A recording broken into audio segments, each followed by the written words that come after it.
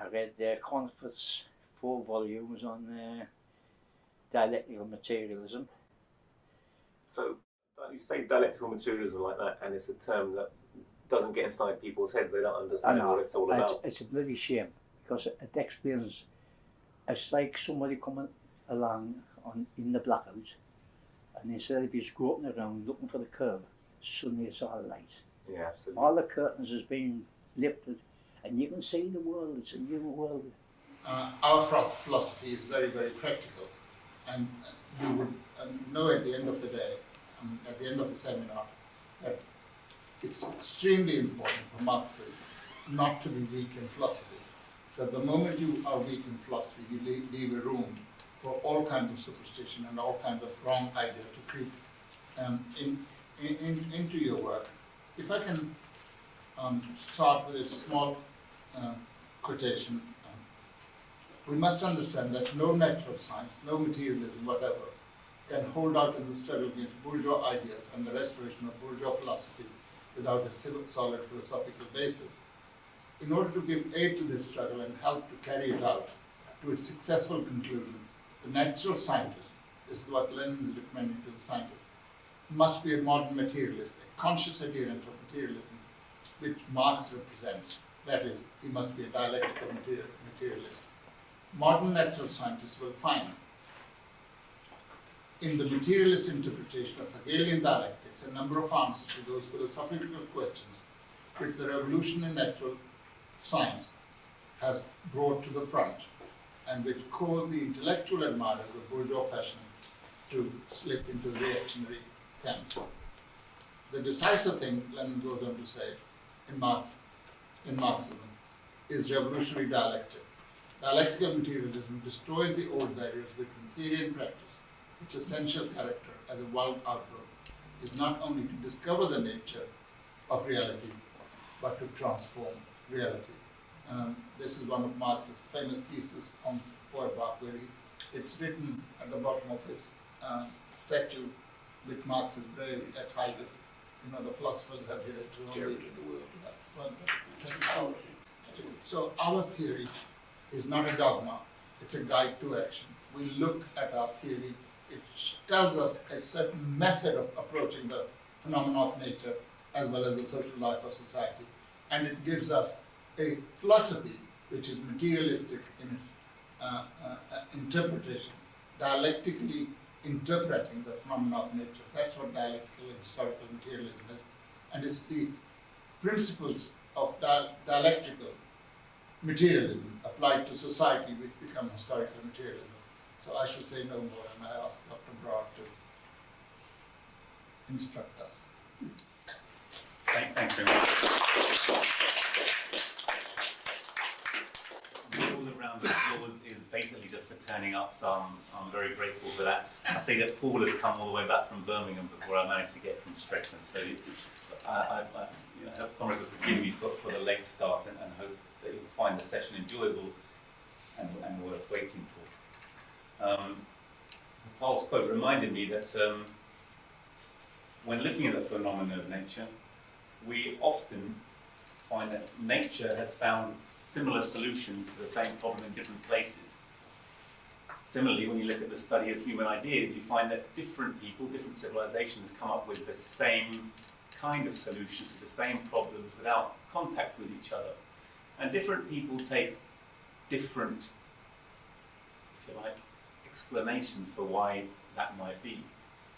It's really interesting to see to what extent scientists come up again and again with the basic principles of dialectical and historical materialism, certainly dialectical materialism, but they grope towards it. They grope towards it, I think, because the subject of the matter with which they're dealing, matter, the material world itself, brings them back again and again. They observe those patterns primarily throughout nature, but each time it's like they're rediscovering the wheel. They haven't got like a guidebook, a fundamental philosophical orientation which helps them to think in that creative way in the first instance, and dialectics can certainly play that role.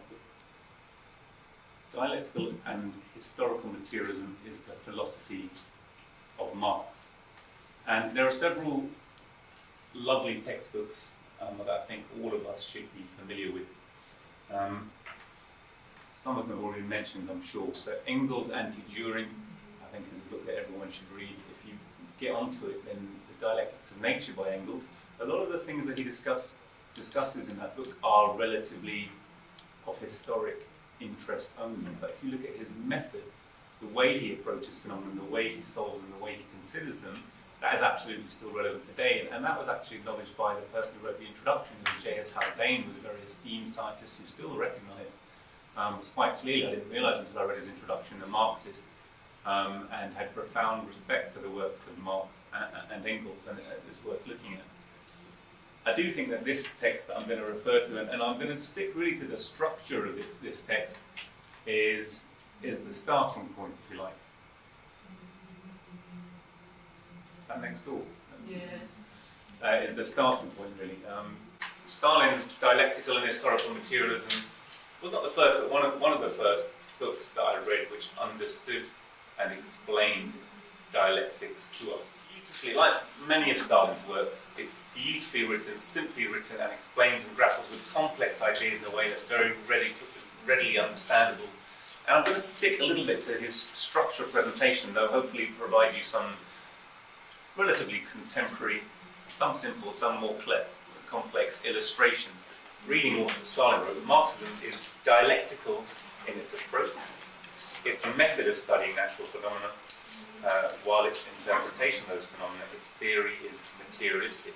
So these are two components, and we'll see what that means. Historical materialism is the extension of the principle of dialectics to the study of social life, an application of the principles of dialectical materialism to the phenomena of life in society and to the study of society and its history. We'll have to inevitably touch on the two components, and I'd like to deal with materialism first. Materialism, I think, is intuitive to most people. When you look at the world, when you look around you, there's no real question. Your interaction with the material world around you leads you to know and believe that those things are real. You can touch them, you can feel them, they're solid. I think working people have a huge difficulty with this, other than the fact that they're surrounded with philosophy and ideas of idealism, of religion, and as we can see, for concrete reasons. But materialism holds that all systems, well, if you like, all systems of knowledge can be divided into these two great camps of either materialism or of idealism. And materialism holds that matter is prime, that it's real. The idealist notion that I think, therefore I am, is one that we will constantly come up against in society. It's kind of given around as a truism. No one questions it, no one really examines what it means, but it means that only that which is conscious, which thinks, which is real. It means that the idea is the generator of all around it. And it's a bizarre idea, okay? Cognito ergo sum. It's this idea that gives rise to the principle that if a tree falls down in a wood and there's no one there to hear it, does it make a noise? Yeah, it makes noise. It's very simple. It generates sound waves. Now the question then is that sound wave, is that the objective of, is that an objective reality, a sound wave passing through a material atmosphere that can stimulate an eardrum?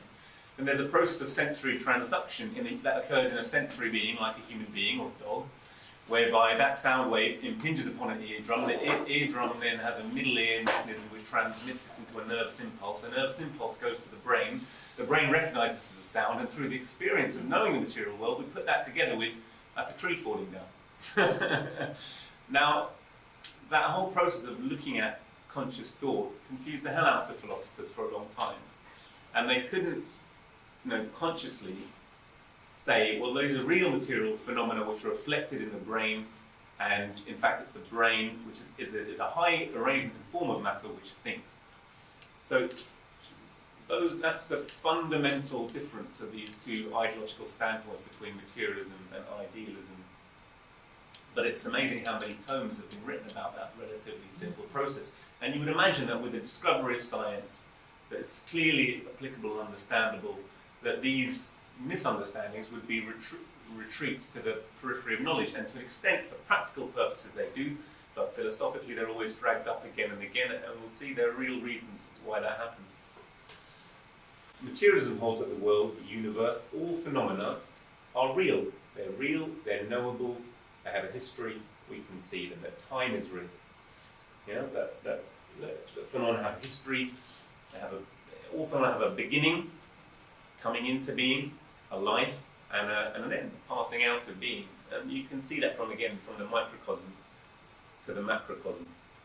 And this applies to thought itself, including human consciousness. So we say this is a material phenomenon and cannot be separated from matter that thinks. Okay, intelligent systems, which principally, when we think about it, is neural networks, and as far as human beings are concerned, the brain. And you would imagine, again, as neuroanatomy, neuroradiology become more and more complex, that this would be uncontested, but it's not the case.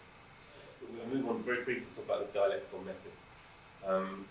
Marx, writing about his own dialectics, describes it as different from Hegel. So Hegel came up with the system of dialectics, and it's basically a system of motion, if you like, of observing phenomena which happen in all things that move, and therefore that can be seen in many, many different systems throughout nature, from small to the large. This is what Marx himself says about his dialectics.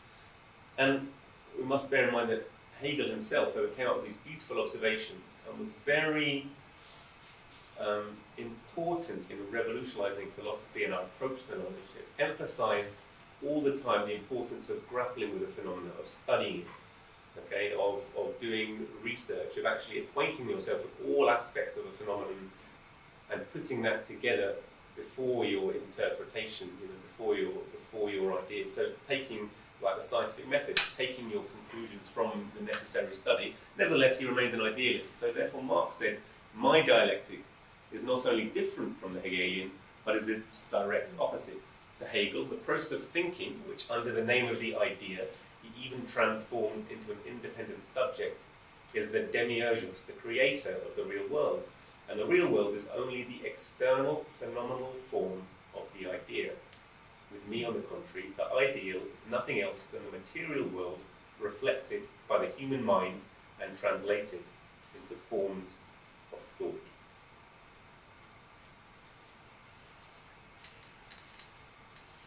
So we've touched on this already, that idealism regards phenomena to be composed of complexes of sensations, so that sensations become the creator of the external world rather than their reflection.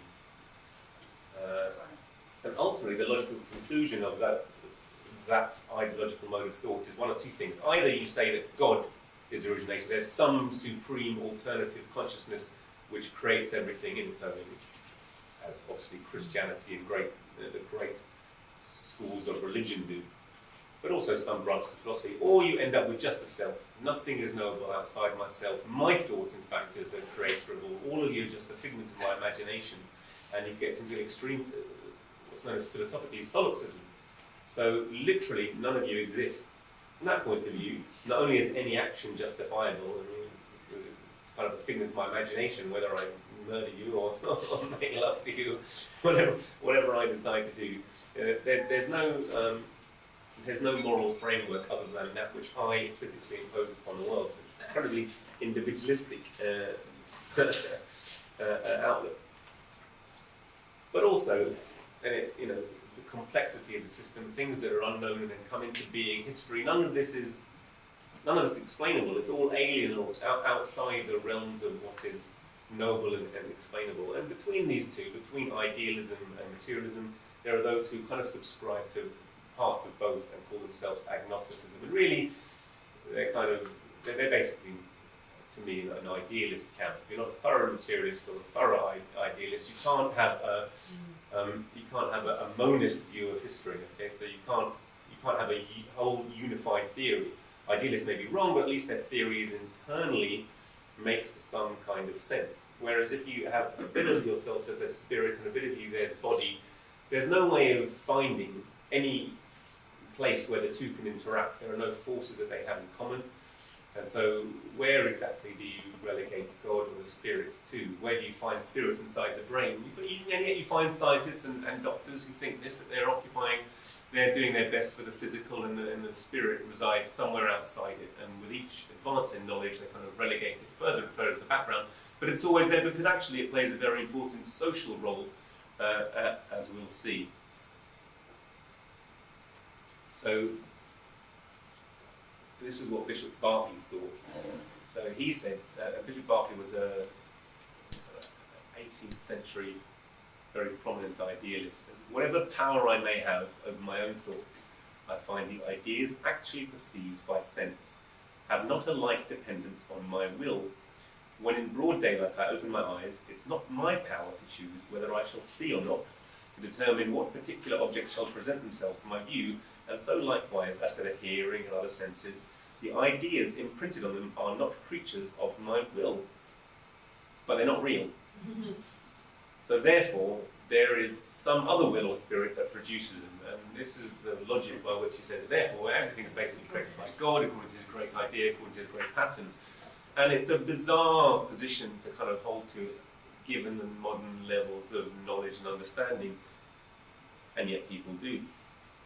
You would imagine that as the brain is well understood, there used to be quite ancient experiments, quite old experiments, almost a kind of fair side attractions. People would go from village to village and they would like cut, quite barbaric it seems, they'd cut parts of a pig's brain or parts of a pig's spinal cord and see they'd become paralysed or couldn't do certain things anymore, couldn't speak. And this is, if you like, a very early form of neuroanatomical experiment. But it shows you that those things, those higher functions that we imagine are God-given or outside of this world, are so important to us because our sense of self, our ability to plan, our ability to look around, is everything we consider to be human. You can see where historically you thought this is separate from the world outside somehow. Look, I can look down from the outside. But increasingly you can see, you can take SPECT MRI, so you can take positron emission tomography linked with CT scanning, you can get people to perform tasks and see which areas of their brain light up. You can very carefully map higher consciousness, lower consciousness, reflexes to parts of the brain. And for example, on this slide is highlighted Broca's areas and Wernicke's area, which were some of the very old areas associated with speech, and it was realised that there was a whole book written, a very funny book, a neurological book, and yet a medical textbook also. It's called The Man Who Thought His Wife Was His Hat. And it's a collection of bizarre instances. So for example, there's a guy who was a miner who was tamping his explosive in, and his one of his kicks was driven by an explosive which went up through the roof of his mouth, through his head. And you think that would be a fatal injury. It didn't die, but it cut a tract in his brain, and he couldn't, and it just affected his frontal lobe, and he literally couldn't, whenever he talked or thought about his wife, he imagined it was his hat. So these kind of bizarre, so very, almost selective discriminatory pathways that exist that help us to recognise the difference between things. Even animate, inanimate objects, can be cut, can be destroyed, and that part of the brain is gone. And although the brain's plastic and it can change and recover its function, all of these, if you like, this huge accumulated wealth of human experience has led us to realise that the brain is a material living organ, which is has a very complex arrangement of matter, which is able, therefore, and we'll see quantity transformed into quality we haven't come across, but it has transformed its function from the simple to the complex and is able to think and plan, and has been to a great extent responsible for man's success as a species and for some of the things we're able to achieve. And Lenin said in Materialism and Imperial Criticism regarding the, if you like, an idealist philosopher, but also can be applied to all, not just Mach and Avenarius, who he was specifically refuting their ideas because they were causing problems at the time in the working class movement. He said, sensation then exists without substance. That's the ideas of the idealists. I.e., thought exists without brain. And he says, are there really philosophers capable of defending this brainless philosophy? I love the pun on brain. Yeah, I love that as well.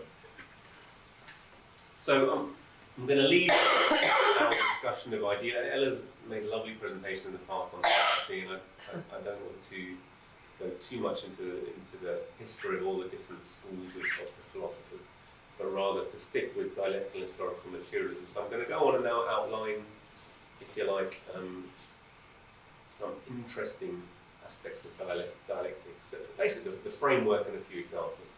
The dialectics is a system of understanding of knowledge, coming from the word dialego, which is a Greek word meaning to discuss, to debate.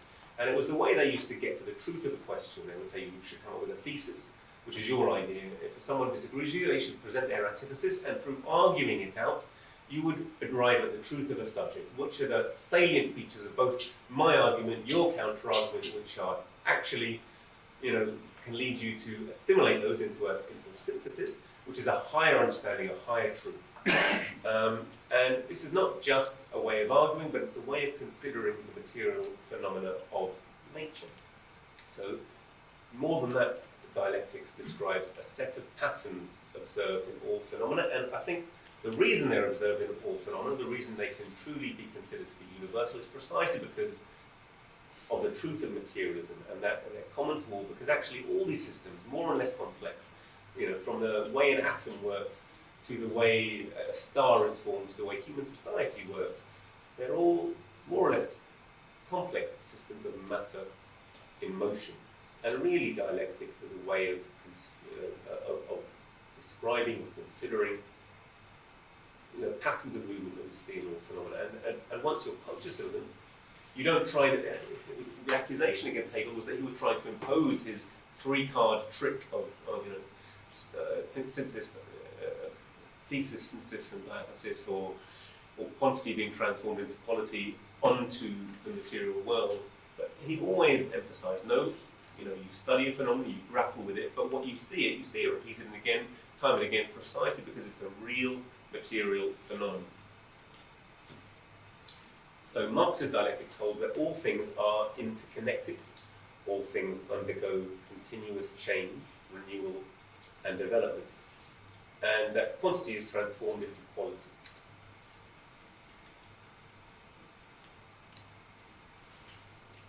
Excellent. This is something that we learned pre-GCSE, isn't it? A cycle, the water cycle, circulation in the body. There's so many examples throughout nature. Let's just stick to a few. But the fact that evaporation occurs, forming clouds pass over the land, form rain, transpiration occurs from leaves, and there's a cycle of water. So there's a tremendous interconnection between these big geographical phenomena, which were previously considered isolated, was now so mundane as to be uninteresting almost, because it's an assumption. But these great phenomena of rain, why does rain happen? Why, when you cut down the trees, does the environment become dry and barren? Okay, the interconnectedness of these phenomena, the interconnectedness between plants and animals, the carbon cycle. That's saying that you can't have life with one without life with the other. When we breathe out carbon dioxide, when we metabolize energy and respire, that carbon dioxide is essential to the life of plants. Plants breathe in the carbon dioxide and create oxygen for us. All this interconnectedness of phenomena of life are a fact with which we're all familiar. So the idea also of global warming, I think, has to be considered in this context. That man's activity affects the life of the planet around us. That if we burn enough fossil fuels and we create a greenhouse effect, the temperature of the planet will warm. You cannot look at a phenomenon in isolation, and yet, politics and material interests drive humanity to do so. There's a huge lobby of climate change deniers in the United States, and they're very much connected with the gas and oil industry. They're very much connected with republicanism, and they have a tremendous influence by the media on the consciousness of people. Trying to deny there's any connection between the activity of man and the environmental consequences. That you must look at things in isolation. There's no, huge amounts of money is poured into refuting what scientists discover naturally in the course of their activities, precisely because material interests lead the bourgeoisie to defend even that which threatens the very existence of humanity. I think it's interesting in this context just to think about this Gaia hypothesis. So the extent to which systems are interconnected and interrelated. Science has this dichotomy because always, in order to understand a phenomenon, you need to try and break it down and look at a phenomenon in isolation in order to, first of all, to gain the knowledge and understand it. But then in order to truly see the way it works in the real world, you have to then put it back into a much more complex system of interactions with those other phenomena around it. And looking at this, there was a biologist, in fact, who came up with the idea, and it was James Lovelock in the 70s, that essentially all living things on Earth function as one superorganism that change its environment to create conditions that best meet its needs, with the ability to self-regulate critical systems needed to sustain life. Basically, there's interconnectedness. What it's saying is all things are interconnected on Earth. And if you actually, he was also arguing that if you abuse one of those systems enough, you would take Earth outside the limits where it's able to self-regulate and self-perpetuate and sustain life. And so it's become the basis for a lot of environmentalist thinking, a lot of green thinking on the Earth. That you have to understand things in their interconnectedness and respect those. When we're creating conditions to help man, we also have to preserve our environment. So that all things are interconnected, I think, is understood. But also when we look at material phenomena of society, we're constantly told that crime is antisocial behaviour is because of the action and the choices, free choices of individuals that have nothing to do with the society in which they're nurtured. But to look at behaviour, antisocial or otherwise, in isolation from the questions of human society, of the condition. The French materialist said if you want to create civilized human beings, you have to create civilized conditions in which they live. And this was an idea echoed throughout Victor Hugo's works, which always had a lot of resonance with me. It's kind of self-evident. But if you look at modern conservatism and the way they talk, Margaret Thatcher, there is no such thing as society. There's only the individual and the family. There's no relation between the two because they don't want you to look at the greater crimes of capitalism, which have led to the conditions of society, which led to people being broken, isolated, and behaving in antisocial ways. So they don't want you to look at it, behaviour in connection with unemployment, poverty, education, health, welfare, exploitation, war, the crimes of capitalists. All of those things should be kept strictly separate.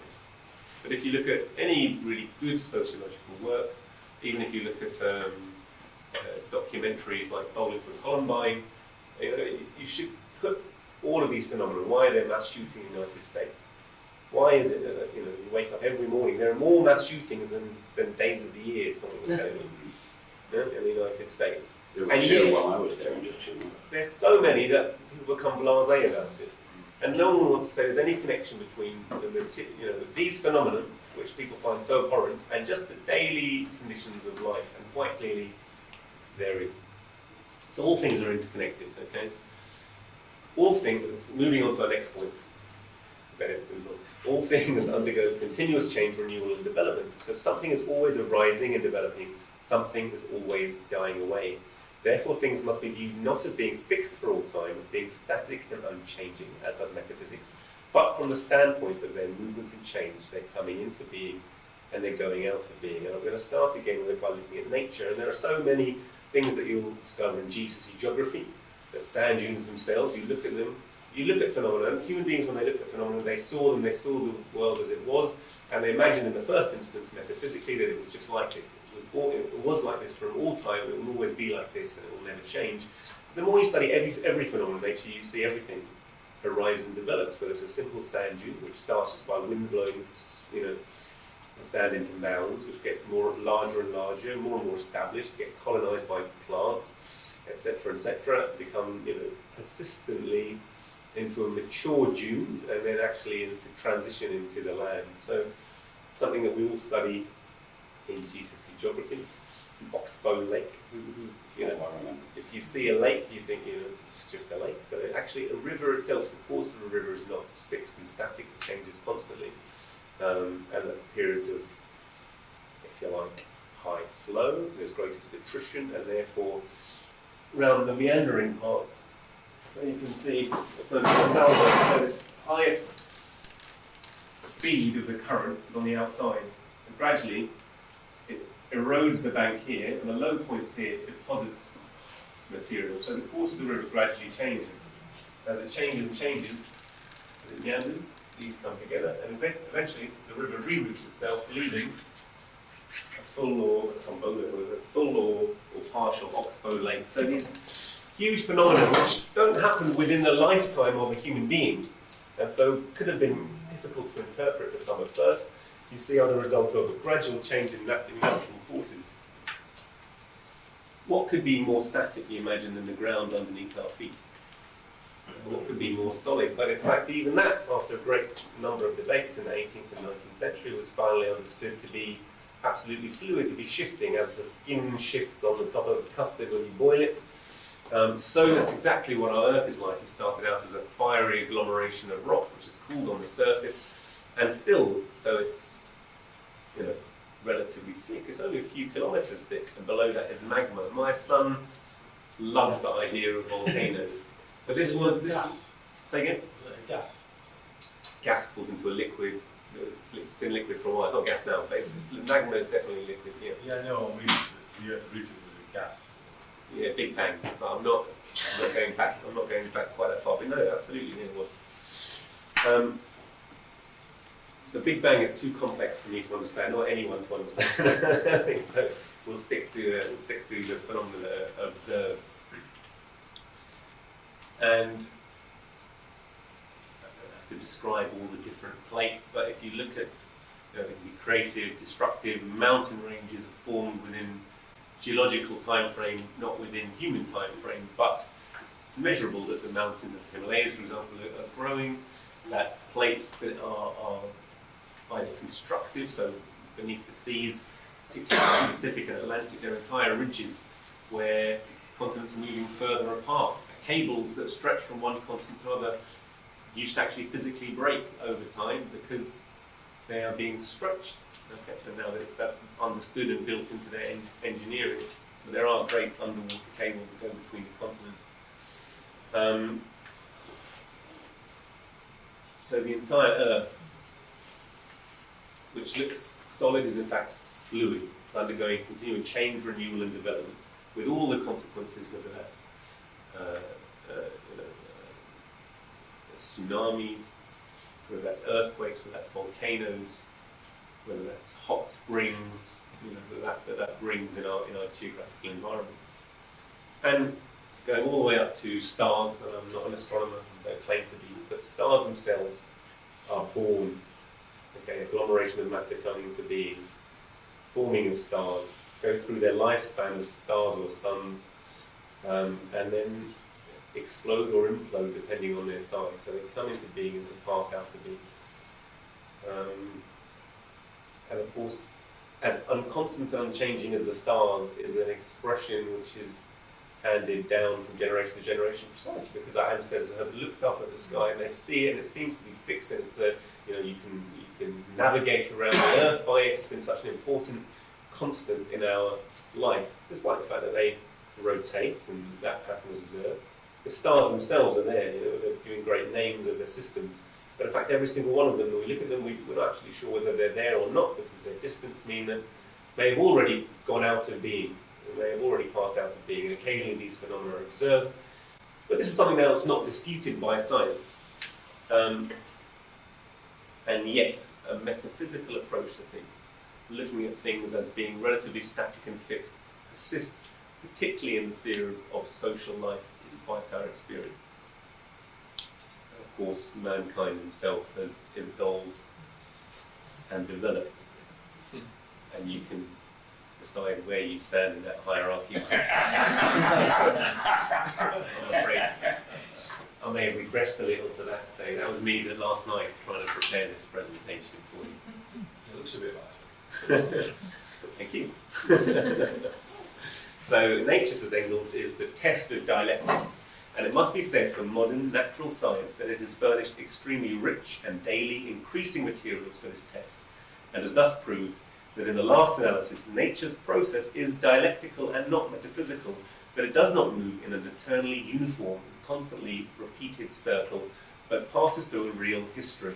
Here, prime mention should be made of Darwin, who dealt a severe blow to the metaphysical conception of nature by proving that the organic world of today, plants and animals, and consequently man too, is all a product of a process of development that has been in progress for hundreds of thousands and millions of years.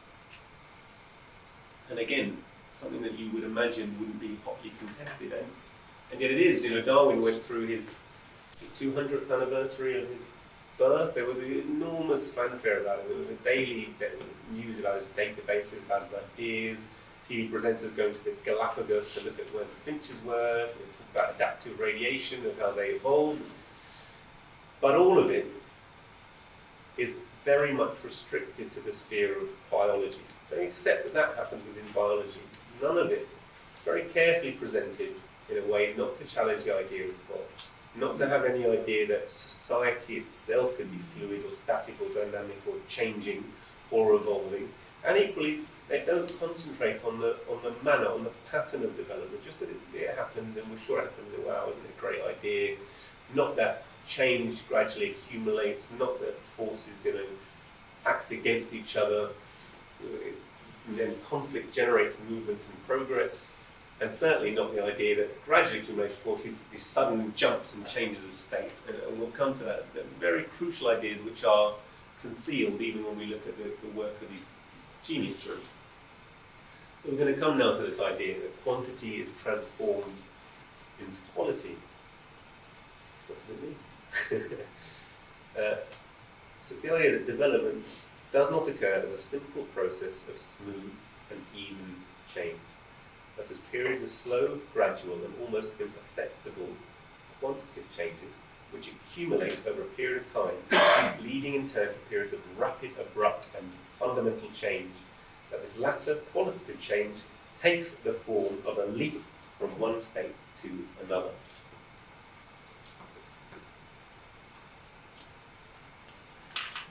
I'm praying. When a solid gets warm enough, it melts. To explain what's happening, imagine you can see how the particles in a solid are arranged. They're in a fixed framework, vibrating but not straying far from their main position. When energy is supplied, the particles vibrate more violently and become free to move. The solid changes into a liquid.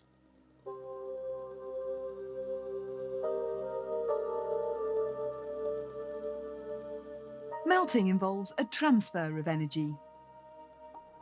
This can be illustrated by putting an ice cube in a sealed container, leaving another one empty. The air on the left is at 25.5 degrees Celsius. As the ice melts, it takes energy from the surroundings. The temperature of the air in the right-hand container has fallen by about 3 degrees. Energy is also needed to change a liquid to a gas. So, what's happening to the particles this time? In a liquid, the particles are free to move around. Heating causes them to move around more quickly. Those which have enough energy escape from the liquid, forming a gas. This is evaporation. Ether evaporates at room temperature. It's taking energy from the surroundings and disappears in less than 5 minutes. It's possible to see how different liquids take heat from their surroundings using thermometers wrapped in string. They all start off at room temperature.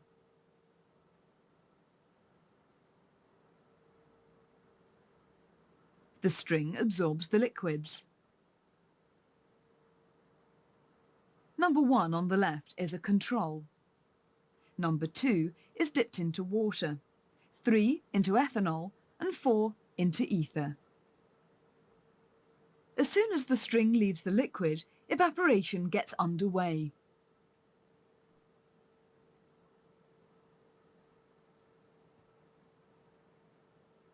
temperature of thermometers 3 and 4 quickly begins to drop. As the liquids evaporate, they're taking energy from the string, the air, and even the bulb of the thermometer. So, which has taken most energy from its surroundings? Liquid 2, 3, or 4? Anyone? Will this be on the test? 7. 4 is the right answer. I think we can end the presentation, this particular video there. That's probably enough. The main point of that is to say that we are familiar with these very basic concepts of the world composed of matter. That the different states, solid, liquid, gas, are the same matter, created in different energy states. So you take ice and gradually give it more energy. And ice is fixed, and the molecules are fixed by hydrogen bonding into a fixed pattern. And they're just sitting there. All matter is in motion, and it just vibrates. It has vibrational energy, but it stays around the same mean point. As you heat it and heat it, it gets more and more vibrational energy to the point when you break its hydrogen bonding and the molecules are free to wander over each other. And you get the different properties from ice, which is solid and sits there as a lump, to freely conformable liquid, which will take the shape of any container it's put in, but it's still relatively close together. And it has vibrational as well as translational and rotational energy, so the molecules can slip over each other and they can spin around and they can vibrate as well. And then you keep on heating it, and all I'm doing is adding, so quantitative changes in its energy state, gradually heating, and in fact, water will expand gradually. It'll get to the molecules get slightly further away from each other, but they still adhere to each other. They have van der Waals forces which attract to each other, and they stay as a liquid. They stay having the same basic properties until you get to a point, again, which is the latent heat of evaporation, or the boiling point, whatever you want to call it, when they have so much energy they overcome the bonded forces that are holding them together, and they literally fly apart. And at that point there's a rapid and sudden change from one state to another. So it's just quantitative increases in their energy state and their temperature, which lead to a qualitative, a total rearrangement of the entire way the system's rearranged. And that again is a phenomenon. So quantity transforms into quality. So it's an idea that everyone's familiar with, and yet when you go and say this to any GCSE, A-level, even scientists, they will say, what are you talking about? They've never thought about the phenomenon in that way. They've never think that it's something that's reproducible that they're going to see in other places. But it's an absolutely general phenomenon of nature. Chemistry, said Engels, may be called the science of qualitative changes which take place in bodies as the effect of quantitative changes in their composition. And to illustrate the point, he used ozone. He said you take oxygen, a single molecule, put them together, you get oxygen with all the properties we know. We use it to breathe, it supports combustion. But ozone, apart from the problems it causes of irritation, and we know low-level ozone occurring, at a high level it has totally different absorptive properties. It protects us from ultraviolet, but it's also much more reactive and it has totally different physicochemical properties. Okay, and this was a relatively new discovery at Engels' time. But if you look at the entire periodic table, okay, so Mendeleev's periodic table itself is an absolute indication of quantity transforming into quality. What's the difference between hydrogen and helium? Everything. There's no relation between the two, except that each has, each simply has each actual material element has a simple addition of a proton and a corresponding electron, with various numbers of neutrons, which kind of increase in a slightly less even way. Addition of a single proton, electron, hydrogen. And one more helium, one more lithium, beryllium, boron, carbon, nitrogen, oxygen, all fundamentally different bodies which interact in absolutely different ways with each other. So they have different numbers of electrons in their orbitals as a result of that. They behave in different ways, they have different weights, they have different masses, some are gas, some are metals, some are radioactive, some are not. Okay, they have different abilities to form bonds and therefore they form different chemicals. Absolutely different subjects. Qualitatively different, arising from a simple quantitative addition of one more proton or one more electron, one more proton or one more electron. Did you find a more startling illustration that all matter, in fact, can be categorized into these elemental forms where quantity is transformed into quality? And yet, every schoolboy learns the periodic, schoolgirl learns the periodic table. none of you will have never heard of it. You know, whether it's by reference to Primo Levi's beautiful book, The Periodic Table, which is in entire relevance, or whether it's by actual learning it in school. And yet, how many of you will have learned it? This is an example of quantity transformed into quality. I almost guarantee that none of you will have done. And so when you come to this philosophy, when you come to looking at the world through these ideas, it takes a certain amount of retraining. You have to look at those phenomena again, and you have to take some time to reconcile what you've learned about science. You can be a scientist, you can have a PhD in science, and yet these ideas can seem at first new, different, alien. I remember when I first learned about them, I wanted to challenge them. I was studying chemistry at university. I thought, no, that's rubbish. That doesn't happen. We don't learn that. And only by, you have to have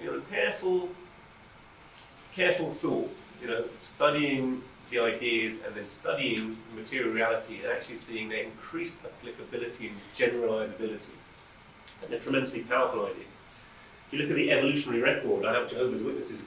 Jehovah's Witnesses is something that comes a lot recently, because I talked to Billy Vincent and he said we must go door to door to see people, to sell them our papers and to give them our ideology. And he said, well, it's a bit like a Jehovah's Witness. But he's very keen on that idea. Jehovah's Witnesses, when they come and they sell you their ideology, antediluvian as it is, they'll give you their magazine and they will tell you that fossils are not real. The fossil record is not real. It's something that God has put there on earth to test your faith. Have you ever heard that idea? Has anyone ever heard it? They will tell you that. And then God succeeded. And then they will point out that, but otherwise there would be this whole transition of fossil forms. In fact, there aren't. There's loads missing. It's all random. And modern evolutionary theory has also come up with the idea of punctuated equilibrium.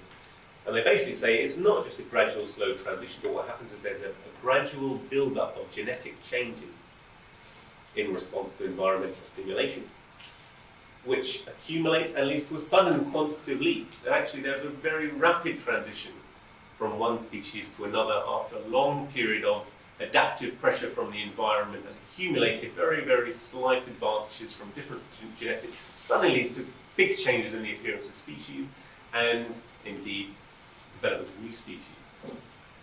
So, again, there was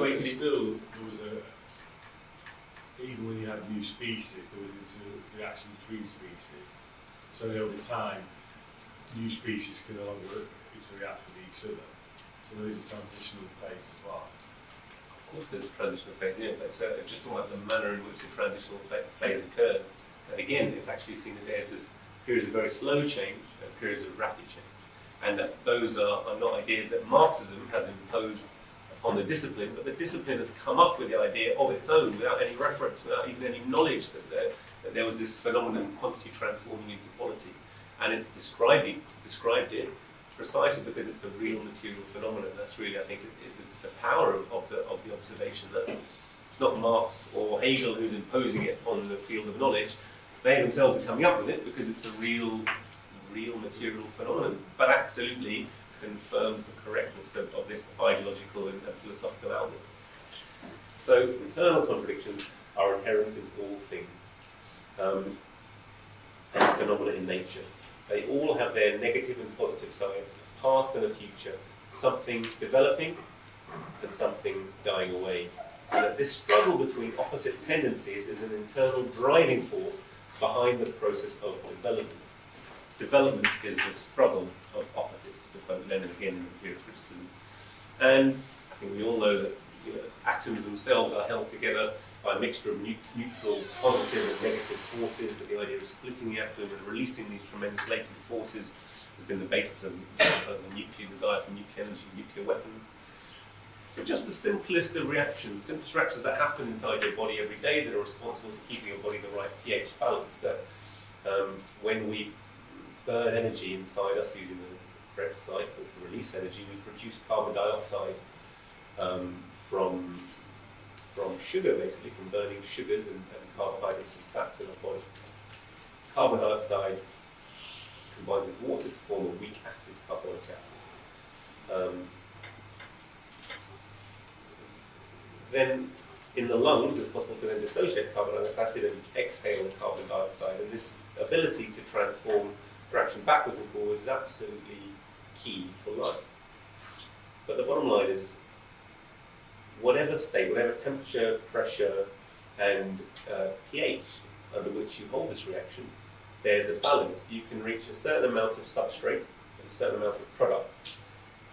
But there's a balance. There's be a constant change of both a forward reaction happening and a backward reaction happening that leads to a constant stage. So even in what seems like a static system, there's constant dynamic motion. Even a body at rest is in turmoil. I'd like to look at this as well. So for a reaction to happen, this is the same reaction, there's a certain energy of activation to force the carbon dioxide and water together to form its products. And yet, once you achieve those products, a new state, given a certain physical set of properties, temperature, pressure, environment, you reach a lower energetic state. But nevertheless, there's an energy, a certain level of excitation that's necessary before you kick off the reaction in order to reach a more stable state. And I think there are clear societal parallels for that as well, we don't have to go in right now. But that energy of activation can also be changed and modulated in the presence of a catalyst in a chemical system. It can mean you need a much lower energy of activation in order to achieve your final rearrangement. And it's quite clear to me that that is the role of Marxism, the role of ideology, the role of the Communist Party in terms of society, in order to reach a more final and more stable societal state.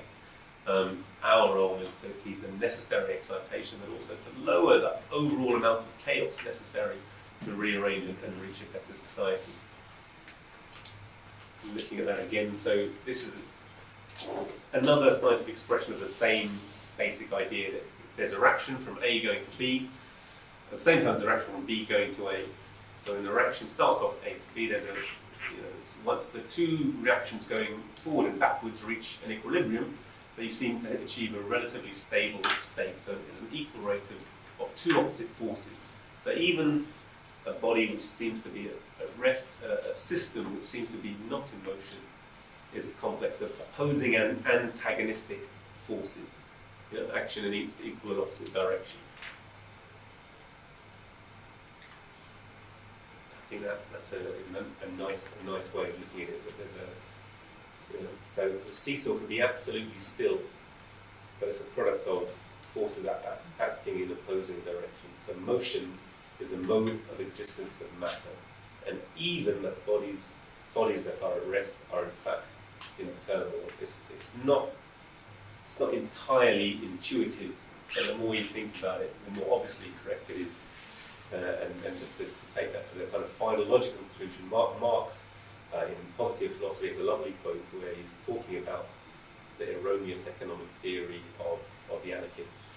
And he says the only immutable thing is the abstraction of motion itself, or as that's kind of bastardized, if you like, the popular form, the only constant is change. I hear people say it all the time without kind of attributing it to its author or to the school of philosophy to which it belongs. But it's a very profound idea.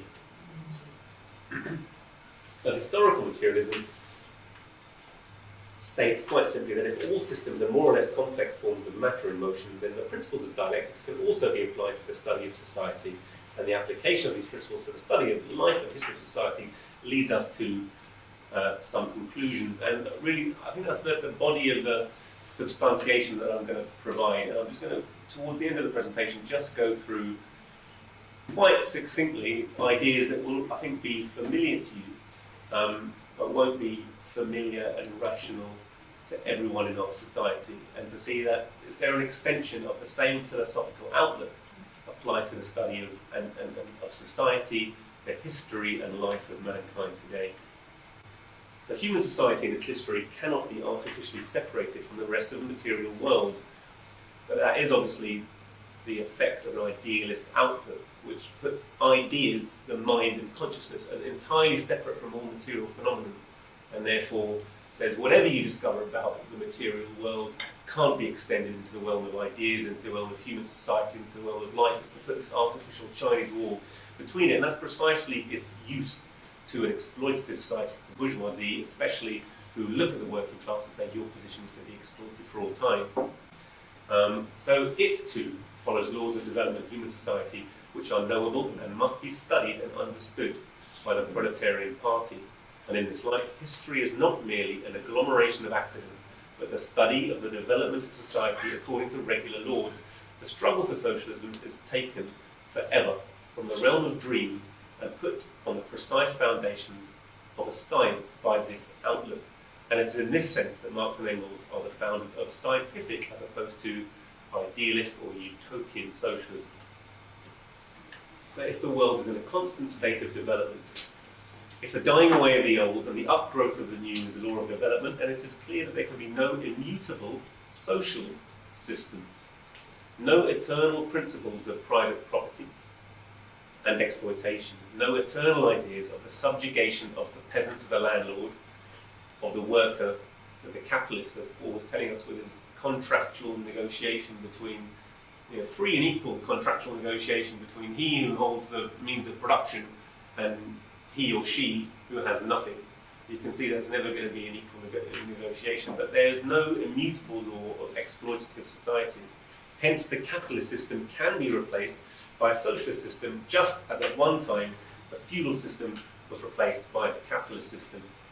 And we know that not only from the sphere of philosophy, but we know it from the sphere of practice, which is why, of course, yesterday we held our fantastic event to celebrate the October Revolution, and that's precisely its practical significance. It's possible to get rid of exploitative society.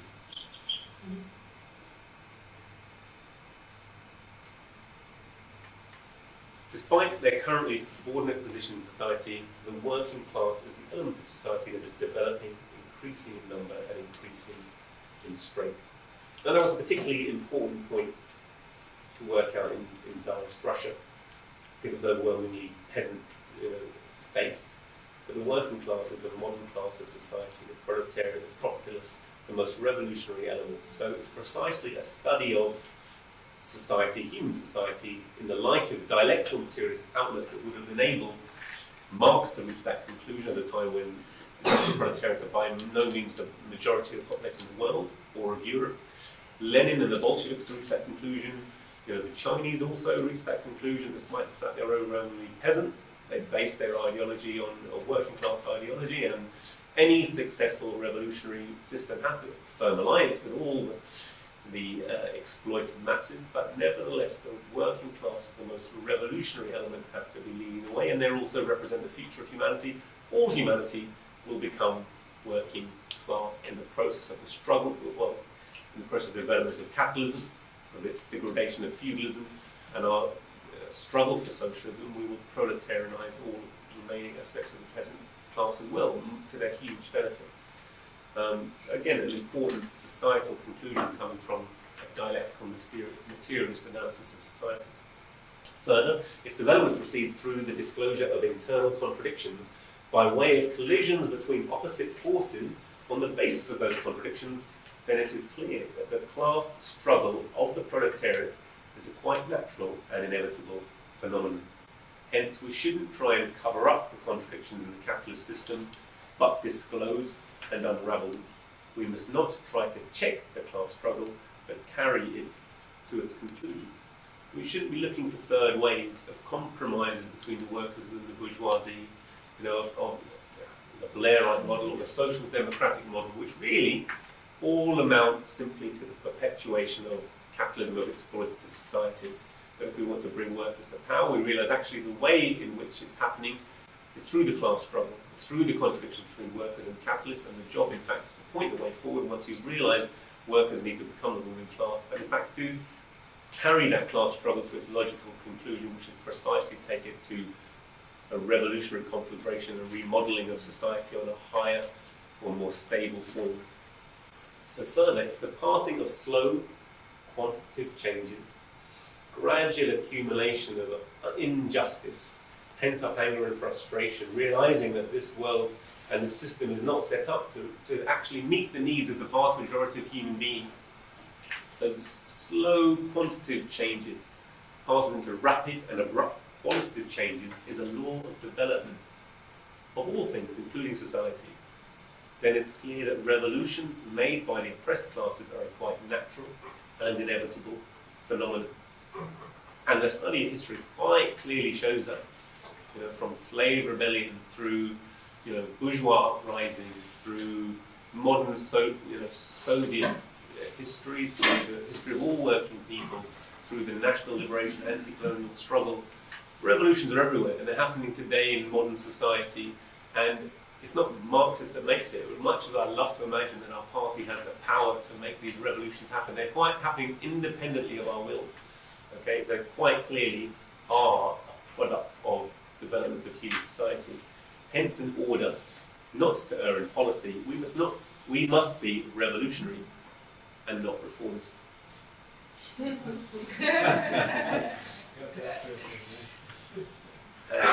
can draw your own conclusions. Our being determines how we think. It's a very difficult idea for a lot of people to come to terms with. That we're not absolutely free agents just to come up with any idea, irrespective of when we live, how we live. If nature, the material world, is primary and mind, thought, is secondary, the same can be said of human society as a whole. It is not the consciousness of men that determines their being, but on the contrary, their social being that determines their consciousness, which is why different societies with different ways of sustaining themselves have different modes of thought. And in fact, the metaphysical view is very classic of a feudal society where social relations seem to be fixed for all time. You were born as a peasant, you were born as a serf, you live as a serf, you give certain duties to the Lord, he'd give certain to you. Everything was fixed and understood. It was by age-old custom. Seemingly, it had been like this from time immemorial, from generation to generation. There would never be any change, and that was the way to look at the world. The sun came up, the sun went down, the sun came up, the sun went down. The seasons moved in an eternal cycle. Everything was fixed. Nothing really changed. It's only natural, therefore, to think everything's God-given. The position of the Lord is God-given, as my position as the serf is God-given. It's natural to think in that way. But as that began to change, as the mode of production was revolutionized, as the mode of production revolutionized the actual needs of society, the way that society needed to organize itself, needed to change, that started to reflect itself in men's ideas. Men started to say, this isn't just, this isn't right, it's not eternal, it's not God-given. And to the extent that they couldn't yet fully rationalize the reasons why it had to change, they simply said it's human nature that it must change. Or that it's my God that says it must change. God's idea has changed, God's plan has changed. God's working his way through me. Cromwell was the great believer of God's Englishmen come to get rid of the feudal nobility. But actually what they were doing is saying our way of producing our subsistence is changing, our needs of organising society has changed, and therefore no taxation without representation. If I have economic power, if now I'm the power in the land, I want political power, and my whole thoughts were revolutionised. Hence, in different periods of history of society, different social leaders, theories, views, and political institutions are to be observed. If under the slave system we encounter certain social ideas, theories, views, and political institutions, under feudalism others, and under capitalism others still, this is not to be explained by their nature. The properties of the ideas, theories, views, and political institutions themselves, but by the different conditions of the material life of society at different periods of social development. Having developed productive forces to a tremendous extent, capitalism has become enmeshed in contradictions which it is unable to solve. By producing larger and larger quantities of commodities, reducing their prices, capitalism intensifies competition, ruins the mass of small and medium private owners, converts them into proletarians, and reduces their purchasing power, with the result that it becomes impossible to dispose of the commodities produced. On the other hand, by expanding production and concentrating millions of workers in huge mills and factories, capitalism in China increasingly, capitalism lends the process of production a social character and thus undermines its own foundation. Inasmuch as the social character of the process of production demands the social ownership of the means of production, yet the means of production remain private capitalist property, which is incompatible with the social character of the process of production. these irreconcilable contradictions between the character of the productive forces and the relations of production make themselves felt in periodical crises of overproduction. And it will not have escaped your notice that we are passing through the mother of all crises of production, comparable to the 30s, which with all the consequences that it led to the drive to, the Second World War and all that we've witnessed since. Make themselves felt in periodical crises of overproduction when the capitalists, finding no effective demand for their goods, owing to the ruin of the mass of the population, which they themselves have brought about, are compelled to burn products, destroy manufactured goods, suspend production, and destroy productive forces at a time when millions of people are forced to suffer unemployment and starvation, not because there are not enough goods, but because there is an overproduction of goods. Society is hurled into barbarism precisely because there's too much civilization.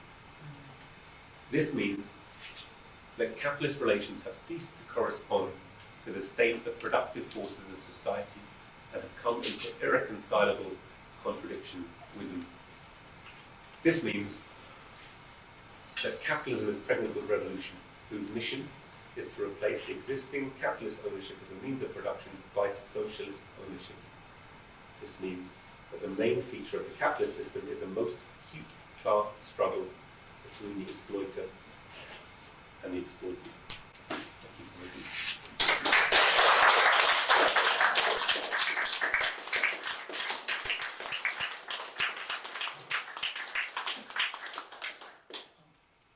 Thank you, Ranjeet, for that very erudite presentation. Engels once remarked about the revolutionary potentialities and the slow-moving nature of these potentialities of the English working class by saying the English working class will be the last to arrive, but when it does arrive, its contribution shall be weighty. Dr. Brar